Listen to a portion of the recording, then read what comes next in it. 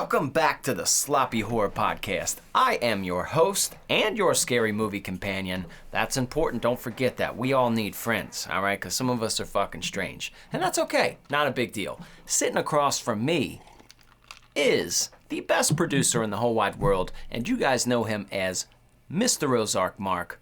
Ozark, how you feeling over there? Yeah, good afternoon, good evening, and good night, bitch. Hello. Good to see you. Thanks for coming back to this wonderful program that we take so much time to do for you. So you're welcome. It is the Sloppy Horror Podcast, and we're back up in this bitch hanging out with you. And if you're up to date with what we've been doing here, we had a couple of newer movies that we did previously in a couple of weeks, and those were exciting. That was a great time. I enjoyed it a lot. It's always good to see something new in the mix. But today we're talking about a nice classic movie from the 1992 era. Mm-hmm. What are we talking about?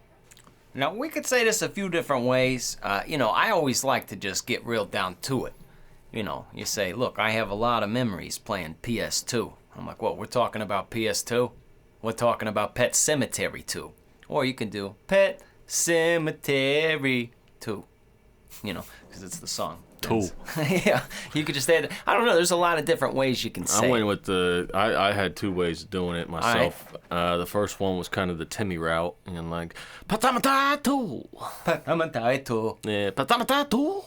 I like that. That was fun, but I went with the classic Jeff Goldblum, Oh, Pet Sematary 2.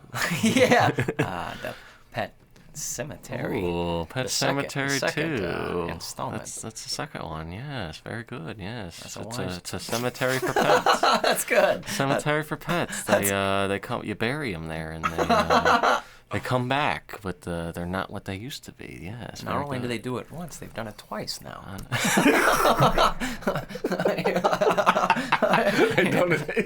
They've done it twice now. Yeah. Familiar with Chaos? Well, the Jeff Goldblum gets my vote for that one. Yep, yeah, undoubtedly. Jeff Goldblum gets the PS2 vote for me. He gets the cake. Now, wow. Before you get your pants off and doing whatever you're doing, I will say, all my YouTube watchers, make sure that you are subscribed because it means more than you know. That's a way that you can see all this content, and it helps promote the channel absolutely for free. All my audio listeners, you pull out that phone, close those apps, those not safe for work apps, and then you open up to whatever you listen to us on, and you give us 5 stars because it means the world. It does. But look, all that's out of the way. We're getting this out of the way.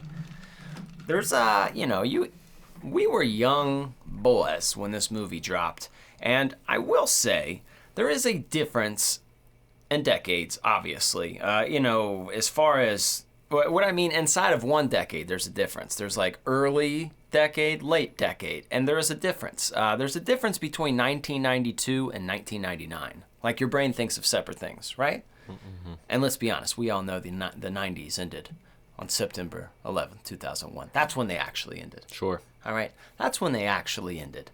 But it was a different time. It was a different time in the world. But the early 90s, there were these certain horror movies, and to be honest, horror was struggling. It was really struggling at that time. We kind of went through a time like this recently where it was just sequels, and that was nothing. It was it. You had the slasher boom of the early 80s, and a lot of people get that confused because they're like, well, didn't they make a lot of slashers throughout the 80s, Christian?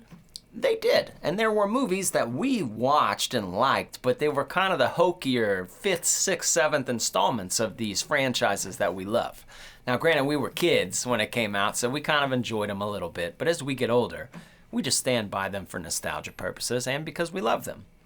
But the originals, this is early 80s, and I would say about 78 to 84 is really the run for the slasher boom. But then in the late 80s, they lulled. You didn't have a bunch of original ideas. That's not to say there weren't any. That's not to say that there weren't any. Horror was just kind of lost in which direction it was going because for a lot of time and decades it was classified by one thing. The Universal monsters of the 30s, even into the 40s. They got hokier at the end with Abbott and Costello. They kept meeting Frankenstein, meeting Dracula. Now, those movies are fun, but it kind of killed Dracula and Frankenstein. It was beating you with sequels. This happens all the time. It's, history repeats itself. But then you get a time of rebirth. You get Hammer films, 50s, 60s. You go into the kind of the exploit pictures of the late 60s into the 70s into the slasher boom. Well, 90s were weird because they didn't know where to go. You had movies like fucking Lawnmower Man and these just strange, like off-the-wall kind of movies that weren't always bad, but they were unique. And I think of Halloween 6, The Curse of Michael Myers with Paul Rudd. There was what I call, in a small window, a few years of horror movies. There were these grunge movie horror movies. Like, I'm talking about where the kids, they dressed in the hooded flannels, which I like. I still wear to this day. They got the big oversized jeans with the rips in the knees. Like, it's that era of 90s. Into the flood again. Like, that's what they're listening to. And I dig that. You get late 90s, you get more of like a Friends vibe, or you might see like a Backstreet Boys kind of vibe. Upside down visor. An upside down visor. You know what was with going on? With spiky hair and with frosted tips. Yeah, and the puka shell necklace. Yeah. Oh, I hated our generation. Yeah, dude. It was bad. They got pussy though, so it worked. It did. So we can't deny that. But this is a very unique subgenre of horror movie in that, like, what I just in my mind go like grunge horror movies. Yeah, this movie's 90s as fuck. Super grunge, and is this movie necessary? Not at all. This movie wasn't necessary. It's not needed, but it's one of those, I'm so happy that it was made, because it is just one of those ones that I grew up kind of watching, and for like just no reason. Like, it's okay of a movie. It's just so fucking 90s and so like, it fits in that hocus pocus vibe too. Like, it's like, I don't know why I love this so much, but it just reminds me of my youth. Well, now with a boy. It's definitely strange, and to talk about it, dude, it starts off pretty gnarly. It does. Intense, dude. It's like the most depressing movie within like the first 10 minutes. I know that you laughed though. I know you fuck laughed. yeah, I laughed. Of course I laughed. I laughed through the whole thing. When I was watching it again, watching that first 10 minutes, I was like, I kind of want to be with Mark because I already know he's laughing. Dude, I laughed by myself hysterically because I watched it at work. So I got paid to watch it again. That mom got electrocuted and she went. And then you just hit the close up of him. Ma!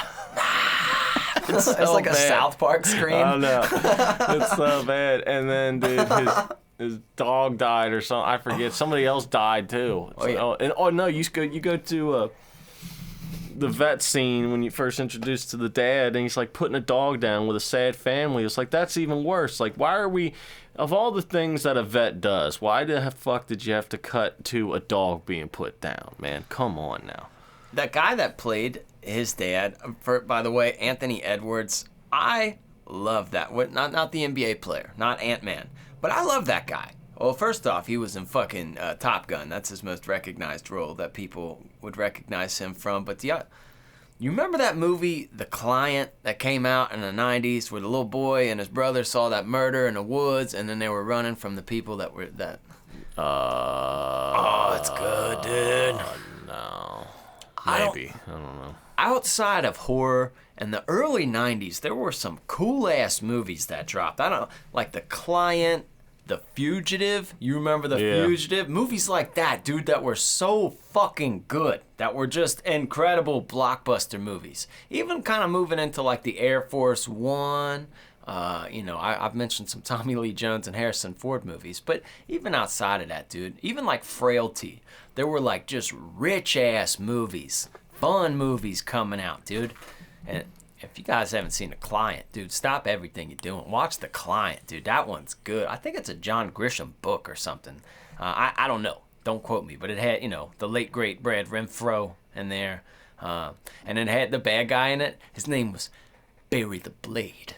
And yeah, I know it's very funny. Bury the blade. And he is like in tracksuits in Miami with like a dangly earring. It is the funniest thing. It's a great movie. They always make bad guys so ridiculous. They did the same thing for this guy. Who's the guy who plays Gus? He's William in a lot Clancy. of things. He's also he was the Biff in Back to the Future. If you probably that's your easiest reference. What's his name? Clancy Brown is Clancy that Brown. actor's name. Yeah, he's a great bad guy. Shawshank, dude. Yeah. Oh yes, cop the guard in Shawshank. He's in a lot of stuff. He's a bad guy. I know. So I was, I've never seen this before. So when I first saw it, I was like, oh shit, this guy's in it. Dude, he made me laugh a lot though in this. After he became like undead, like he was hilarious. Yeah, him just laughing at the dinner scene. Funniest part. The funniest part and the most brutal part are all within a minute of each other.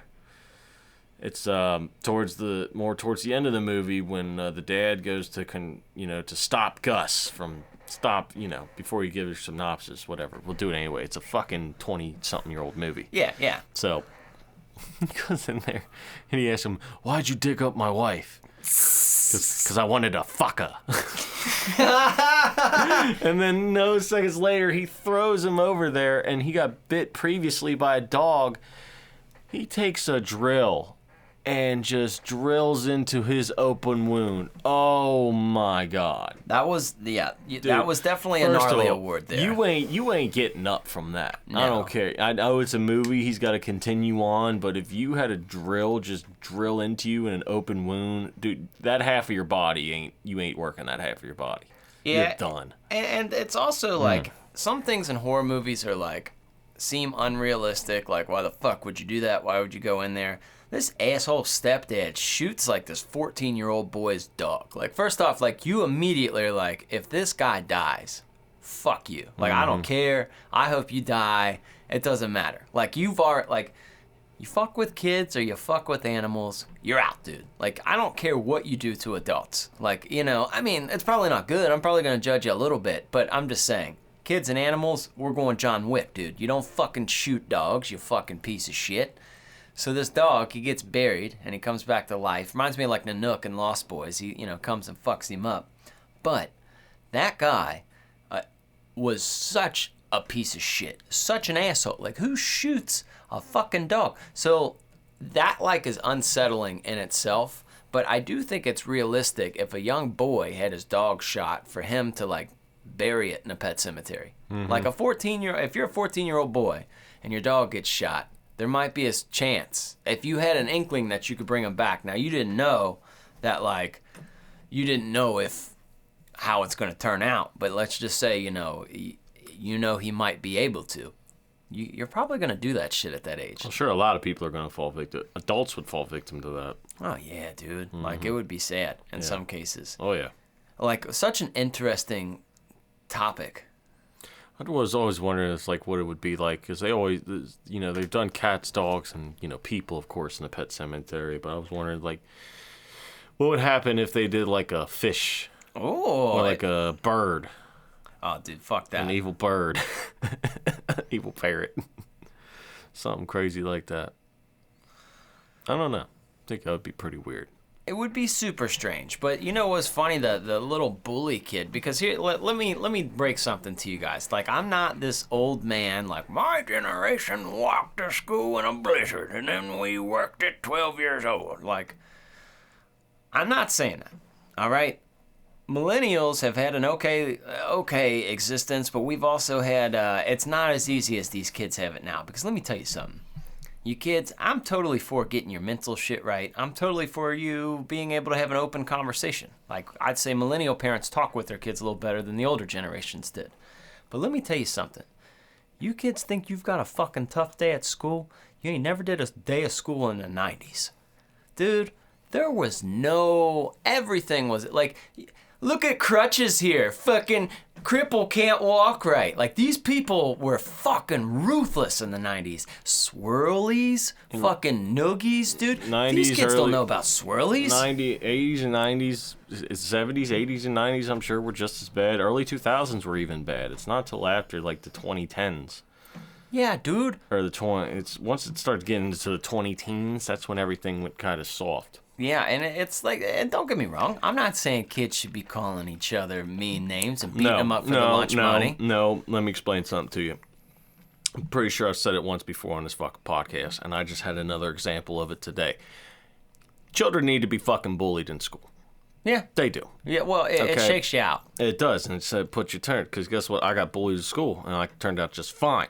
Yeah. I can hold a job. I show up to places on time. These fucking idiots never got fucking bullied. So they just, they don't know.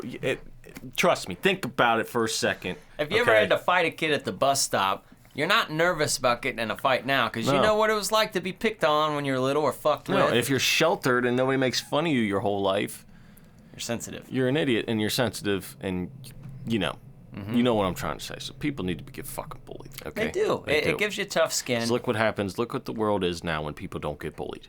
I'm not going to say any examples.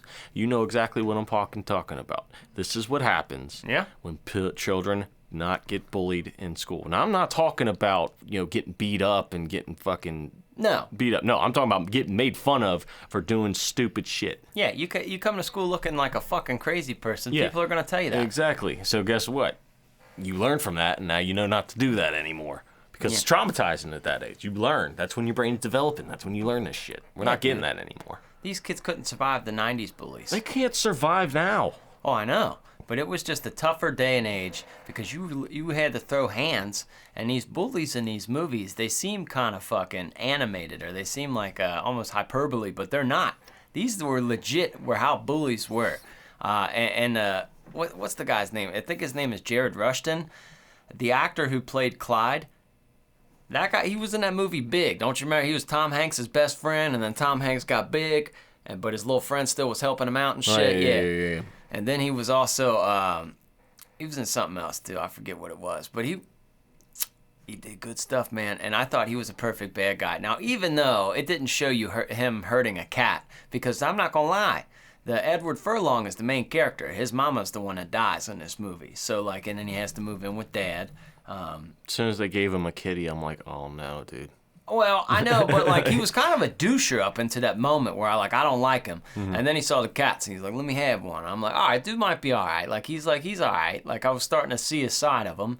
But when the bad guy, or when Clyde took his cat, bro, when he was on the bike and he held the kitty up, are you ready? I don't know, because obviously he didn't do anything bad to that kitty, but that kitty was just like. I'm so glad he did not do anything bad to the cat. I was prepared for the worst. I was like, oh God, dude. But I'm thinking the whole time, no matter how fast you're going on a bicycle, you're not in a car, right? Mm. And it's maybe if you throw him over a bridge or something, but it's no matter where you throw this cat, he's gonna land. Oh yeah, he's gonna be good. Mm-hmm. He's gonna be good. Like a dog. I mean, I love dogs, but a kitten that small, maybe not. But a regular cat, they'll jump out of a car and they'll fucking be fine. You're like, what? They're crazy, dude. But they didn't do that. He locked him in his pet cemetery. And I guess just kind of a quick synopsis. This movie has nothing to do with the first one.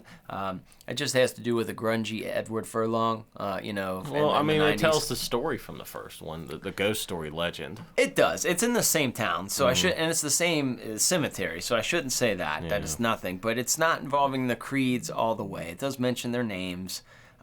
It's just kind of a new story with this kid whose mom was an actress, died on a movie set. He moves home with Dad, or they move to back to. They move way up there. Way up there on the road. Not damn road. You can't go on that road. That a damn road. I want some road, Dad. Slow down on that road. Gonna be head on this road. I know, but we don't have any road talk. But two people do die on that road. They do. I wish that guy was my neighbor. Oh no. So. Even though it's not directly their story, it's a new set of rules. And then Edward Furlong, I guess we could call him by his name, which was Jeff. But Jeff. My name is Jeff. He's got a buddy named Drew, and Drew has a stepdad and a hot mom, and his stepdad is the Clancy Brown dude. And Clancy Brown ends up shooting his dog. They bury him up in Pet Cemetery. Then Clancy Brown ends up finding him up there in Pet Cemetery, and then the dog comes back and kills him, And then they bury him up there, and then the motherfucker comes back all crazy, like hawked out, all like zombie mode. And then it just kind of all goes downhill from there, you know. Then you know this story if you've seen the first one, what happens when you bury stuff there. Yep. They don't come back right. The ground is sour.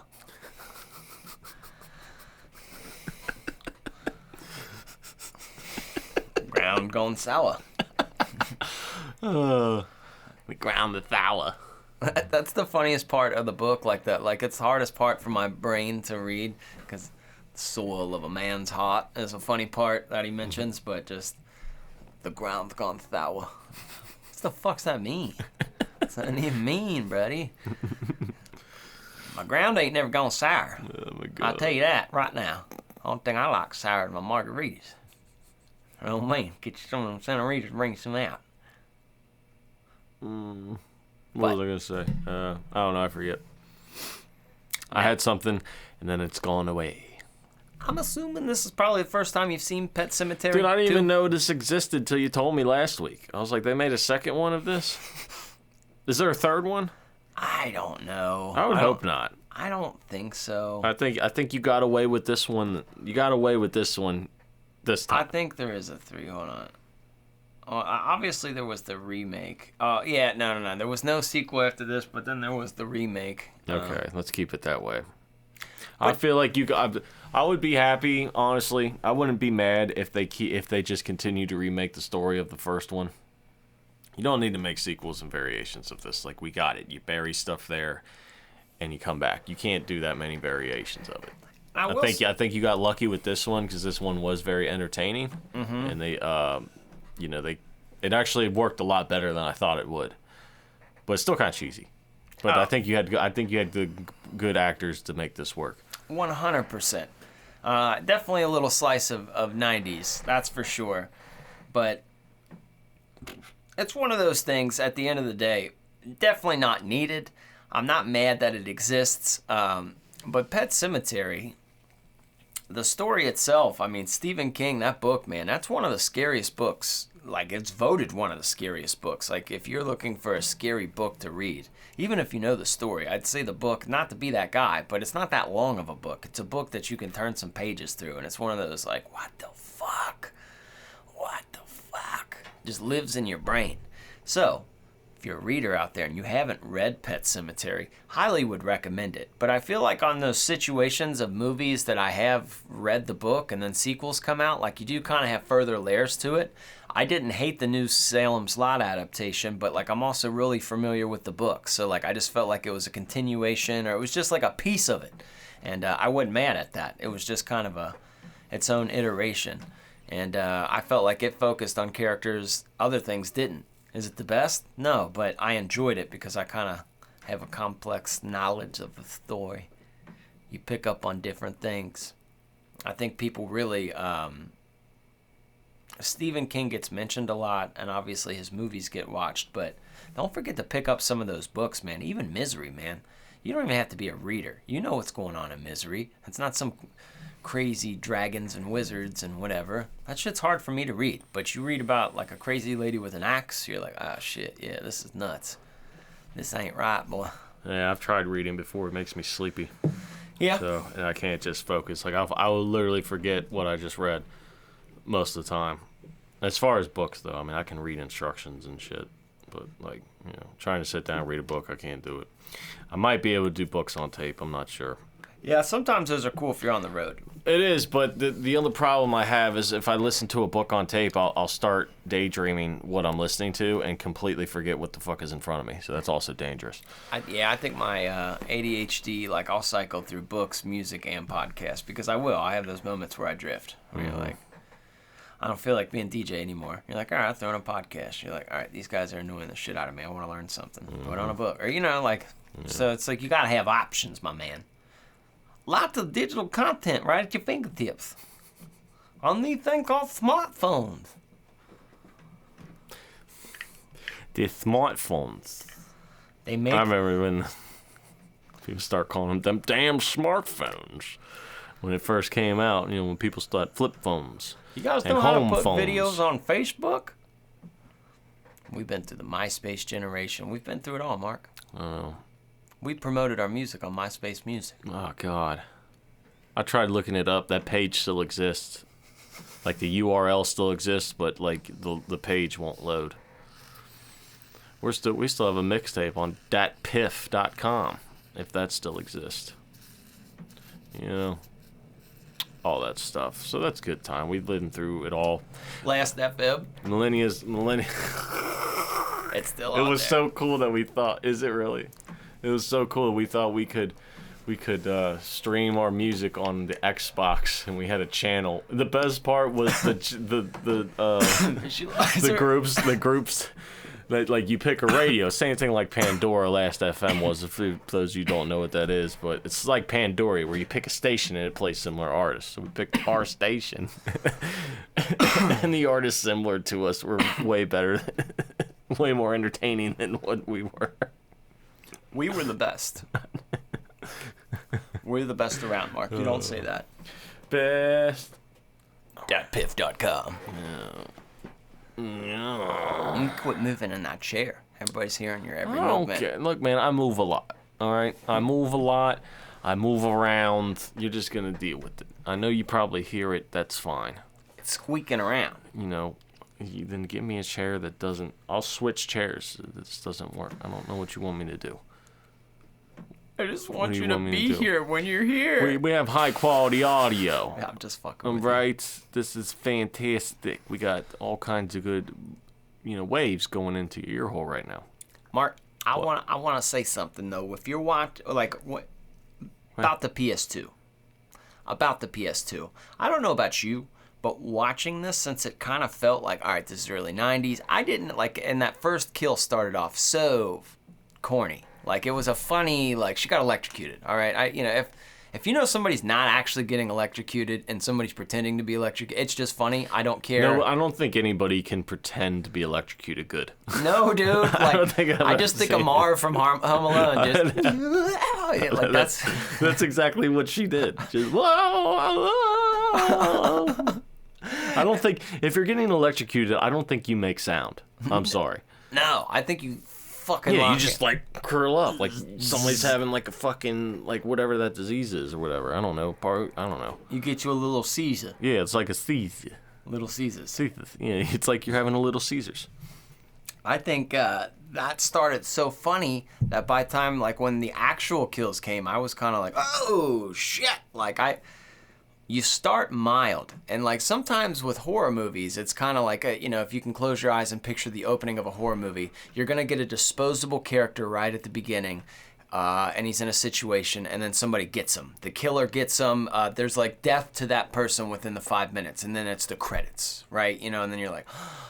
And then it goes to normal life. Oh, here's somebody waking up in bed. Then they're going to work. And then, hey, honey, what's for breakfast? And then they calm you back down for a while until that original thing runs into this thing that was calm. That's how 98% of horror movies start. You don't think about it, but if you do think about it, it's how most of them... That's how they all start. Every single one of them. You start with... Every single one of them almost. So you start with that foreboding, right? Of it sets the tone, at least. And this movie sets the tone with the death, but it's like a fucking Return of the Living Dead. It's a funny one. You're like, shit, dude, you guys went with electric first? But as it's one of those ones, it gains momentum and kills. And this movie really isn't scary, but I would say, even though it's a silly concept, I would say it gains momentum of fear as it's rolling on. I would say some movies start, I would say one of the best openings, dude, the Friday the 13th, that fucking one that came out in 2009. Oh, dude. I remember being so fucking high in the movie theaters, I thought the movie was over. I was like, what? And then, new people were introduced, and it was just the credits. Because it was a half hour. It was a good opening, but everybody pretty much died.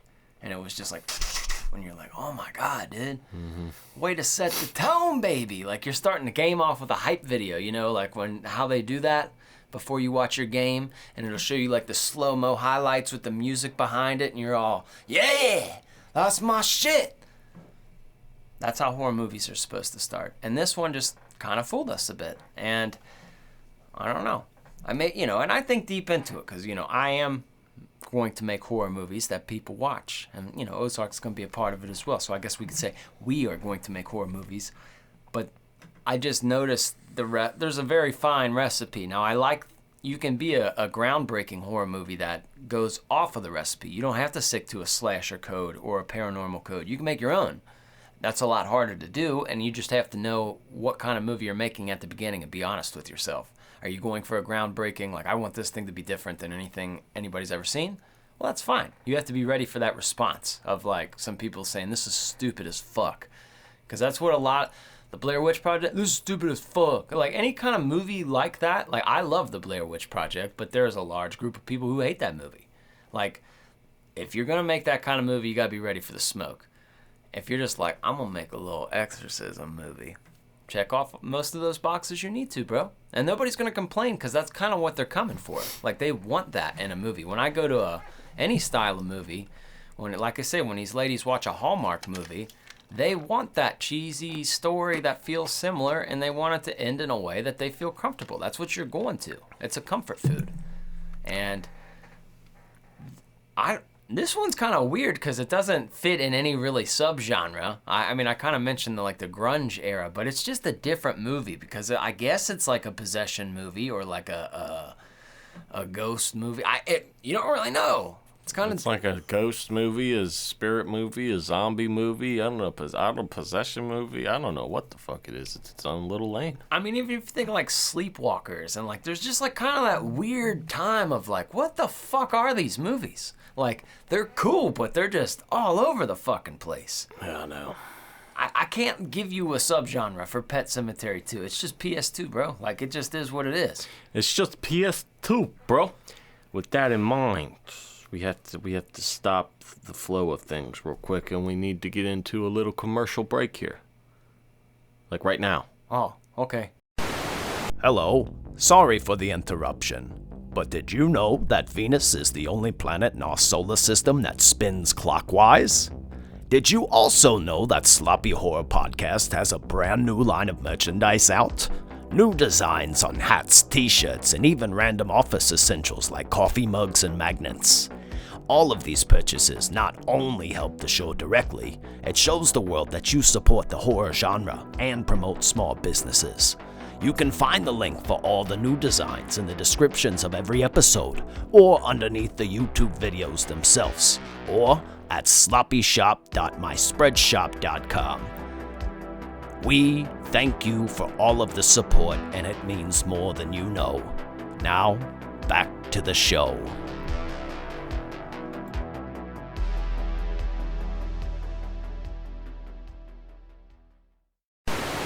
Wow, that's good stuff. That is good stuff. Now, here is the deal. Here's the deal. When you're talking about scary movies, there's many components that have to get checked off, and I think with those weird kind of 90s movies, they did check off quite a few boxes, but just in different subcategories. So, you know, I'm not here to knock the movie. It may seem like I've said it's not serious, but at the time of its release, I think it was kind of serious. And I don't want to say great music, but it's just like 90s music, and it's just like, I don't know, it has definitely a feel, has a vibe. It doesn't fit right with the normal movie from this era. Like this that's why I said this movie's 90s as fuck. Like, it would play music in certain situations that you are normal to, that you would expect a regular movie to be, like intense, like theatrical music or like that. It's like, no, it's like, it plays 90s music in the background. It doesn't fit. It doesn't work. Yeah. It's funny though. Yeah, it's a lot of like lesbian alt rock. It is. It is. Like they're fighting in a burning down building and they're just playing some grudge shit. I don't give a damn what you think like about me. It just doesn't fit in with like a Pet Sematary feel. Why are you yelling at me, lady? I didn't say anything mean to you. No. I never doubted you. Stop yelling at me. I'm a person with feelings. What's your favorite part? Do you have a favorite part of this movie?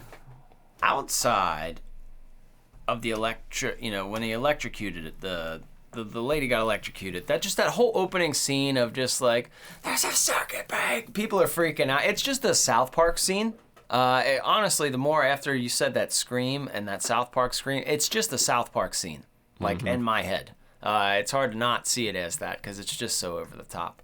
So humor there. If I'm going for like, oh fuck moments, when the stepdad, played by Clancy Brown, it was Sheriff Gus. When Gus, on zombie mode, came up and killed the bully Clyde with his damn like motorbike, and he killed him with a wheel. And it reminded me very much in Hostel 2. You remember when dude had the saw and he's like, and he accidentally gets the girl? It's like that, but zombie dude didn't care after he did. He was just like, oh, and he just went more for it and went full send.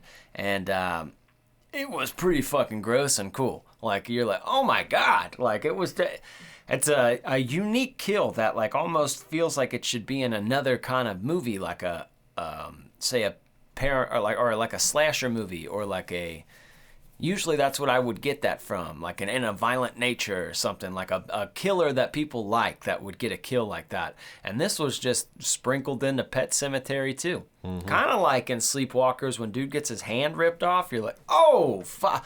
I just wasn't expecting that from this. Yeah. That dirt bike scene or motorbike, whatever the hell you want to call it. It's like a regular bicycle with a motor on it. It looked like a dirt bike to me. But he and just went right through his little skull. That's what you get for being a bully. Bullies get bullied. Oh yeah. Pushers get pushed. Oh yeah. Oh yeah. Ah yes, very good scene. Oh yeah. Very good scene there. Yeah, well, it's almost like they've done it twice. Mark, I want you to know, or I want to know what's your favorite scene. I like the whole. It's way more funnier to me than it should be, but it's when the dad of what's the dad's name? The vet dad. Yeah, the vet dad. So played by Anthony Edwards. His name is Chase Matthews. Yeah, Chase Matthews. So he finally figures out that like, hey, the Pet Sematary stuff's going on. They're all dead. He's got to go take care of business, right? So he tries to go find Gus. First thing that happens to him is the dog comes and takes a chunk out of the left side of his arm, and he's just like, I fucking hate that dog. And then he's like acting so good, he's like limping his arm around, so he's just getting all fucked up. Like, this dude's just having the bad day. He's just not having a good time. You know, he didn't need this shit in his life. He was just trying to live his life, but now he's just having a bad day, and then he just keeps. I'm looking at it that way, and he just keeps having a worse and worse. Like, now he goes to fight Gus, he gets a drill into his wound. I just want to take and it then easy. He goes upstairs and finds his dead wife came back to life, and he's gotta fight that shit and get fucked up from there. Hey, he did get some ghost pussy though, right? Yeah. Hey, dude. He did get some ghost pussy. Hey, and, man, like just for the one time, don't you want to know what that's like? I like when the housekeeper first shows up. And she's a hot girl. Like, yes. I mean, she's hot. And he comes in and he's like, yeah, you just didn't look like what you sound like on the phone. And you would think like more stuff would happen between them, but nah. She just literally cleaned the house, and then there for looks. Then she got murdered at the end for no reason. I know, dude. But you just don't look like how you sound. It's like, come on, man. Yeah. See, I like that, dude. There's some good scenes there. Yeah. There's some good scenes that you picked I don't up. appreciate all the kitties getting eaten by the fucked up dog. Nah. Imagine being a kid, dude, seeing that. Those two little girls thinking they're about to go get a kitty, and then they're just all fucking fucked up. Never going to the pound again. They didn't show it. No. They just showed the aftermath of it, which is okay. I could get that. Yeah, and it's like animal on animal violence, which you're like, oh, that's fucked, but it was like, I have no person to point a finger at. That's nature anyway. Yeah, you're like, oh, but it's like, fucked, it's like, all right, but I know it's not real, but like, I'm just glad they didn't show that going down. Yeah. You know, 'cause that would have been kind of tough. Nobody wants to see kitties die. And I'm glad the kitty didn't die and he adopted. Little Edward Furlong's kitty didn't die. He did. Tiger, he made it. Yeah, he made it. The little cat made it. Yeah, dude, it's like, that sounds like a pussy name. I'd be like, bro, square up. Tiger sounds like a cool fucking name for first of all, it is a pussy's name because it's my cat's name. Yeah, so and he is a pussy. Yeah. And Tiger's fucking badass, bro, because he's a cat and not a tiger, but he's like a small tiger, dude. Tiger's sweet. Yeah, I think one of the dudes have been like, yeah, he's got a point. He's got a point. Nah, but one time for the one time, all right? Ozark Mark, right? He's a very disciplined man. If you guys don't know Ozark Mark, he's very disciplined. You know, he goes to the gym. He's a very disciplined individual. You know, he might have a little fun on the weekends from time to time, but he's a very button-up, disciplined individual. Now, let's just say, Mr. Mark, you do everything you need to do. You say prayers, eat your vitamins, brush your teeth, do everything you need to do, you go to bed. And you just wake up in the middle of the night getting topped off by a ghost like in Ghostbusters. Or, you know, and you wake up and she's about to ride you. And it's a ghost. But she's a hot ghost. Mm-hmm. I mean, you're not going to say no. Even if, you know, hypothetically, you was in a relationship. You was in relations with a woman and y'all was steady.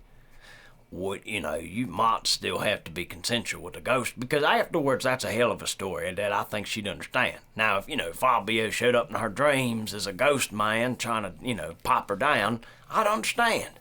It's a ghost. Ghosts ain't cheating, baby. It's a ghost. And where's your proof? Yeah. You can't get. How the fuck do you get fucked by a ghost? Too? I don't never know. understood that concept. I don't know. I don't understand the concept of it. How does that work? But what if it takes you to the other world? You know what I mean? Like, you know, that's what I'm saying. Like what? Like not like you're gonna die, but I'm just saying she sits on that thing and then, you know, it turns into like, you know, all of a sudden like Into the God of the Vita hits. And you're just tripping out, dude, like in that 70s show thing. Whoa. You know, like in between of that 70s show cuts. You know, like Mark's eyes just go blank. Yeah. Well, that's what I mean. And it could be trash. You could be mad for the whole experience. You'd be like, this was dry and dumb. Don't you ever come back to my room. Dry and dumb. It's like sandpaper down there. Stop. I didn't know that it would be all this. She just doesn't leave. Like, I'm here forever now. You're like, look. Yeah, you don't want. That's another thing. You don't want to get into it with a ghost because they can follow you wherever. That's a good point, dude. Yeah. Get off of me, woman. I don't think ghosts are really confined to one space. Go to the Lord where you're supposed to be. Well, mostly are. I think that's why you have hauntings, but I don't get why they would. Maybe they're trapped there. I don't know. I don't know how the whole ghost world works. I'd be partying like the Shining Ghost. You know what I mean? Like we'd be having ballrooms. That's what I'm saying. I was shit. like, you think the graveyard is haunted? No. Yeah. Like, why would they stay there? Yeah, just watch. If you were dead and you were a spirit walking the earth, would you fuck around and haunt the graveyard and scare people walk through the graveyard? No. Don't you remember? You'd be going to the fucking casino. You'd be going to the strip club. You'd be going to sporting events. You'd be going to the movies. I'd be driving a ghost ship, bro. know. You remember in The Shining, they walked past that room. You'd be going on a cruise ship. That dude was in a bear suit blowing a guy. You're like, look, I mean, that's not what I'm doing, but you live your life. You guys are here partying, all right? You know, do it. Your creepy old lady's taking baths. If that's what you want to do, lady, do it up. Mm-hmm. I'm finding a cool place, that's for sure. Mm-hmm. We're not just going to, like, be out here, you know, scrounging around in some horrible area. We're not going to be in some cave. No, I'm not going to be in some basement. No. No, what the fuck? Bro, yeah, we're doing something fun. I'm going to, like, a NFL stadium every Sunday. Like, I'm going to be different places. We're going to be busy. Hell yeah, it's a great place. You could go to the Super Bowl every year. I'm assuming it's Beetlejuice rules, so I'm assuming you can do these things. Maybe. I don't know. I don't know. There's a lot of rules to it, and I don't know which one's right. Yeah. Don't know which one's right. I don't know. But movies, it's really fucked up because, like, I'm not going to go too deep and stretch here, if you will. I have no sexual innuendos there, but I'm not going to do all that. But I will say, there is a thing with horror movies where, if you really love horror movies, you probably come from some form of broken home or something. Maybe a house with a lot of drama, crazy shit. It's a base level that people feel comfortable with. But also for people who have dealt with trauma, lost people, it's a weird cathartic way. And like you said, there's like sad notes to this movie. There really is. But it's like, when you see something so over the top and so animated and put into perspective in different ways, I think it is weirdly how some people deal with shit. I think watching people deal with loss in movies helps people later in life. Like, they kind of reenact what they're used to seeing. Sure. And I know it really sounds weird, and I don't know, maybe there should be a study on it, but I want to know who people that are like more equipped with horror movies and things like that, or maybe come from traumatic, how they deal with deaths compared to people who don't. Like, everybody's sad and fucked up. Like, there's no denying that. But just as far as like the different levels. That's interesting. That's a good point. Now, they do say it's like you can experience death without dying. It's like riding a roller coaster. It's a thrill, and then you get off. And that's why some people do it, but I think there's like more to it. I think some people come from homes where people are always like, so they can fall asleep to like a Texas Chainsaw Massacre, just Maybe. pass out. At some point like that. Maybe. You're onto something there. You're onto something there. You know, part of this movie also cracked me up. What?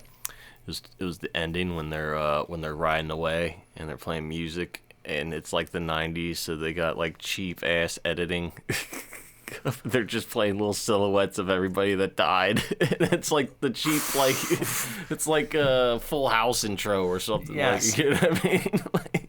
Like, it doesn't fit. It's supposed to be a sad thing, but it's just cracking me up. Because it's like, that wasn't necessary. They're like, oh, this is the 90s. This is when like they had like computer editing or something they could start doing. I'm assuming, or something like that. So they're just like, oh, this They is didn't this have new it all technology. figured out. No, they didn't. They're like, but we could do it and it's gonna be cool. Didn't work. It looked awful. If my kids ask me like, what were movies like when you were a real little kid, PS2 has to be on the list. It's just like, look. I was 1 year old when this came out. And like, that's what, obviously, like, we're not like old.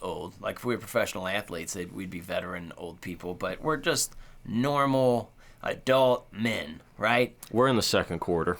Yeah, we're in the second quarter. That's a good point. Second quarter. Yeah, second quarter. All right. No big deal. We're still having fun. But I guess the funny part is like, you don't realize until you watch old shit. Like, watch a game that you remembered watching when you were younger. You'll pull it up and you'll feel like, here's Bugsy Malone stepping to the plate. Like, you feel like you're watching some shit like from the 1910s, and it's not. Like, pull up like a fucking, you know, I like pulled up like, you know, some Reds from the 90s, like fucking Barry Larkin and shit. Looks like it was shot with a potato. Like, you know, like recording through like a mono speaker. There's just like, it's fucking horrible, dude. It's horrible. And like, I remember it so vividly and so clearly. Music can be that way, which music usually lives longer. You hear it more often. But there are movies where you can like build up in your head, or you're like, oh my God, that movie fucked me up as a kid, or like, this was so good. And then like when you watch it subjectively all these years later, you're like, I feel so fucking old. Like, these movies make me feel ancient. Like, they do, bro. Watching Child's Play, like how he's dressed and shit. Like, that's how they dressed us, bro. They had the audacity to dress us like that and shit. Like, walking around with little baseball gloves on our shirt. Like, you know what I mean? Like, it was fucking... Have a jean jacket with a plane on the back. Yeah, bro. Like, what the fuck are we fucking wearing? overalls and shit. Like, but not no. even because we were working. Not like Carhartt overalls. No, like just... little Oshkosh Bagosh overall. Dumb shit, bro. Just us. You know what? I prefer to still wear that stuff over the shit they got now. So... Yeah. Tight ass shit. I can't even get into it. Let's get into something else and get into the Sloppy Horror Podcast rating. Sloppy Horror rating, baby, yeah!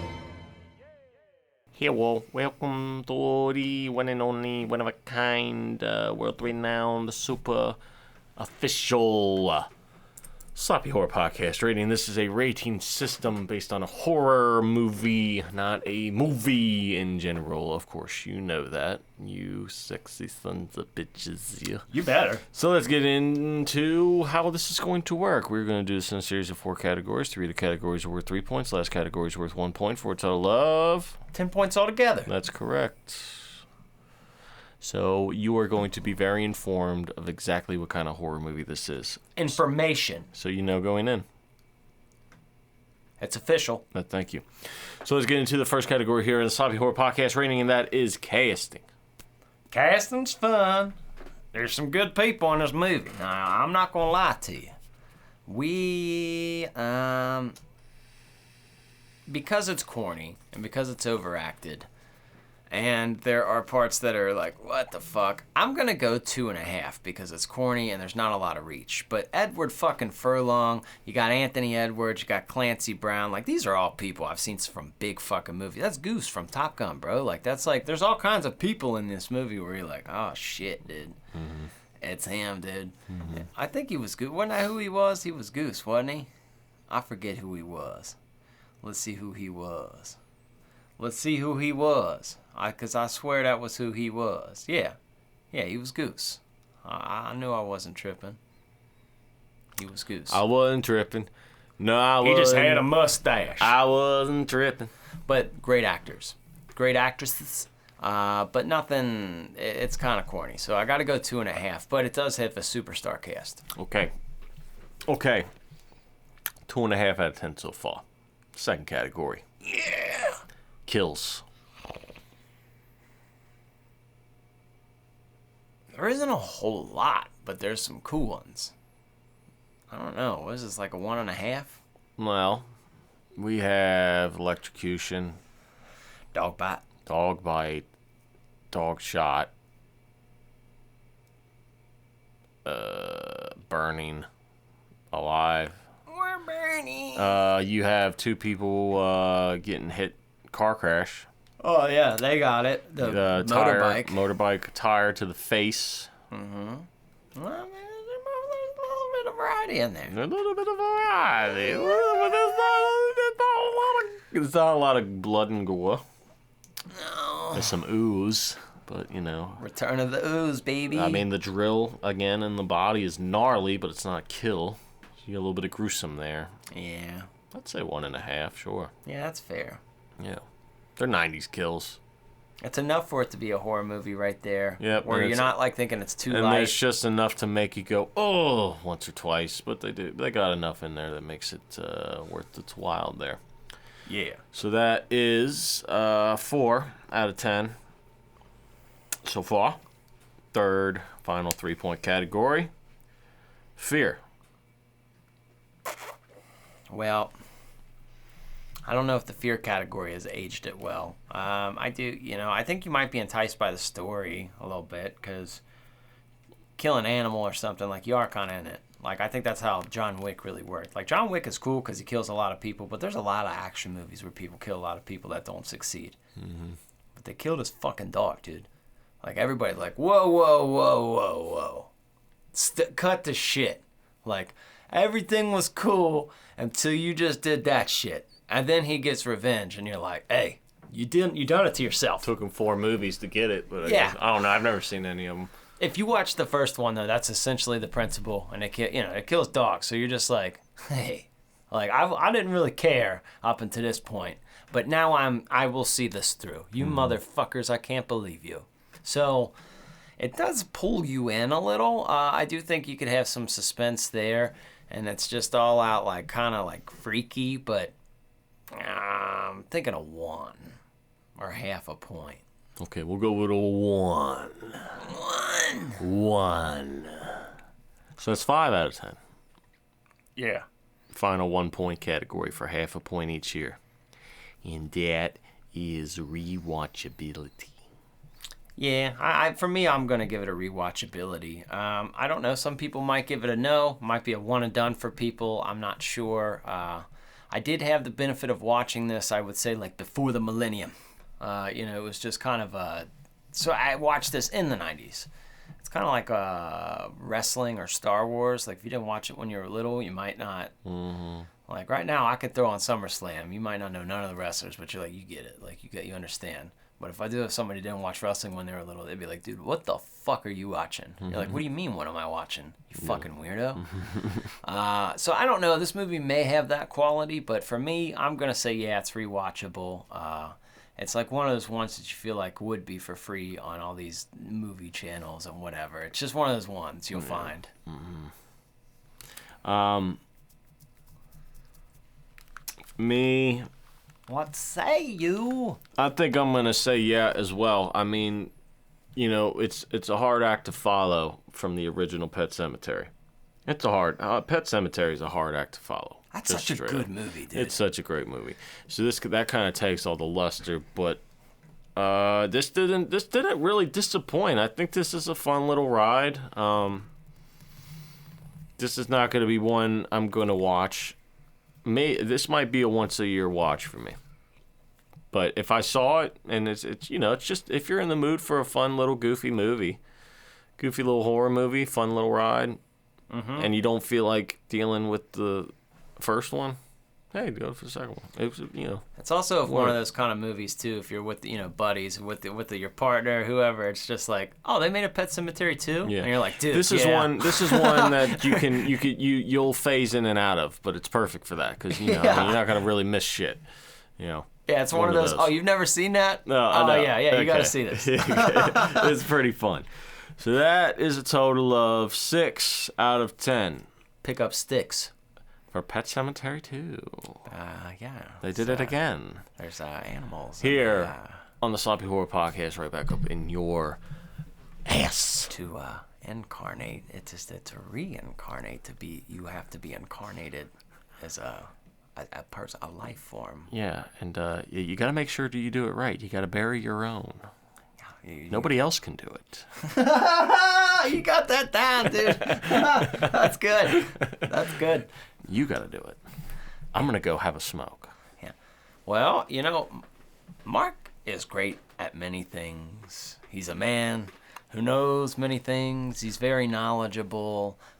So Thank you. I think it's time for him to have his own segment. We got to get into your segment. God damn it. I missed you, mister. Mr. Rollsock. Tell him if they're old enough How old? to watch that scary stuff. For the parents who give up. Hurry up. You got 5 minutes. Look here. It's a fun segment that we like to call Ozark Mark's Parental Guidance. Now, with these newer movies coming out that have just come out, I do feel like it's a lot easier for parents to kind of see the vibe of if they want to let their kid watch or not. If it's Nosferatu, they'll make their decisions because it's a current movie. But on some movies that we give advice to go back and watch and check out, and I feel like this one kind of fits in there because it's a Stephen King. We get the frequent question, what are some good horror movies for kids to watch to get them into the genre?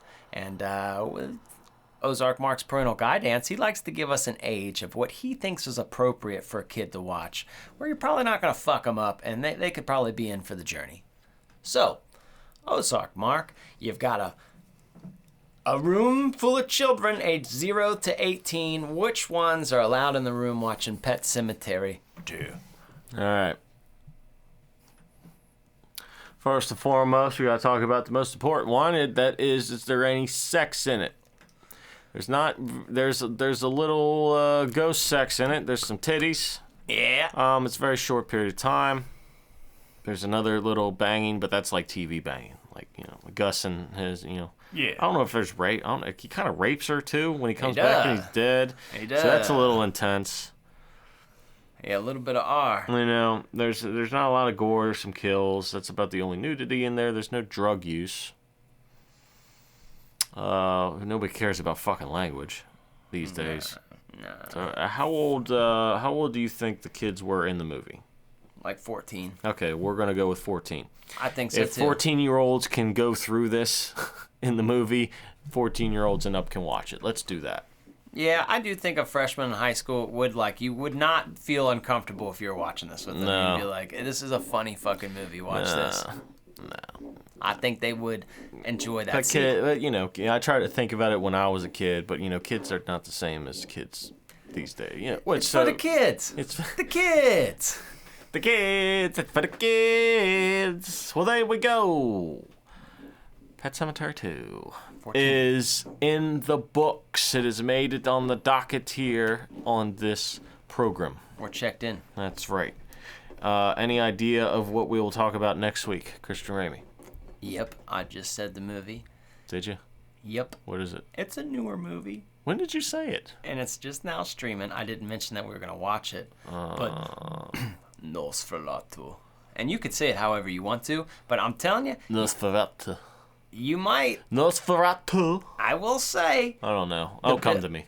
Bill Skarsgård, Snarf, he's in this movie, And obviously he does the Pennywise, and we gave him compliments where they were due, but we also said there was a lot of CGI involved in these movies, and like, well, I almost wanted to see more Pennywise. Like, I don't want to see as much CGI.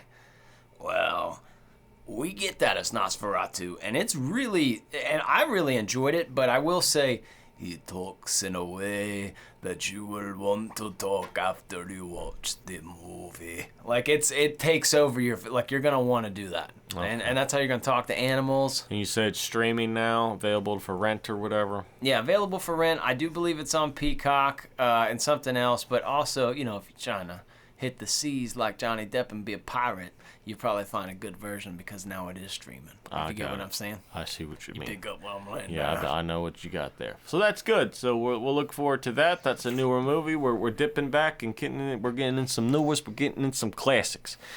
So if you don't want anything spoiled, make sure you watch that before next week. Mm-hmm. Okay. Now we gotta go now. So we'll Maybe you keep can it- watch Pets Cemetery 2. yeah, keep it warm for next week, and Yeah. we'll be back. Sit on your hands. So goodbye. Goodbye. Like a cyclops.